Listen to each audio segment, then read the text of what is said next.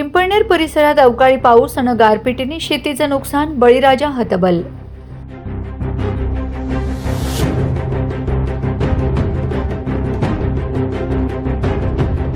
गेल्या काही दिवसांपासून उन्हाचा चटका जाणवत असतानाच आज पिंपळनेर आणि परिसरात वातावरणात अचानक मोठा बदल झाला। दुपारच्या सुमारास आलेल्या अवकाळी पाऊस आणि जोरदार गारपिटीने संपूर्ण परिसराला झोडपून काढले। निसर्गाच्या या लहरीपणामुळे काढणीला आलेल्या पिकांचे मोठ्या प्रमाणावर नुकसान झाले असून बळीराजा पुन्हा एकदा संकटात सापडला आहे। दुपारपर्यंत कडक ऊन असताना अचानक आकाशात काळे ढग जमा झाले आणि सोसाट्याचा वारा वाहू लागला। काही वेळातच विजांच्या कडकडाटासह पावसाला सुरुवात झाली। पावसाचा वेग इतका प्रचंड होता की काही ठिकाणी गारांचा खच साचलेला पाहायला मिळाला। या अनपेक्षित बदलामुळे नागरिकांची मोठी धावपळ उडाली। हा अवकाळी पाऊस पिकांसाठी कर्दनकाळ ठरला आहे।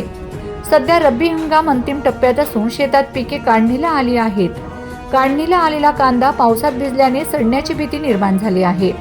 जोरदार वारे आणि गारपिटीमुळे उभा गहू जमीनदोस्त झाला आहे, तर हरभऱ्या घाट्यांचेही नुकसान झाले आहे। वाऱ्यामुळे मक्याचे पीक कोलमडले असून उत्पादनात मोठी घट येण्याची शक्यता आहे।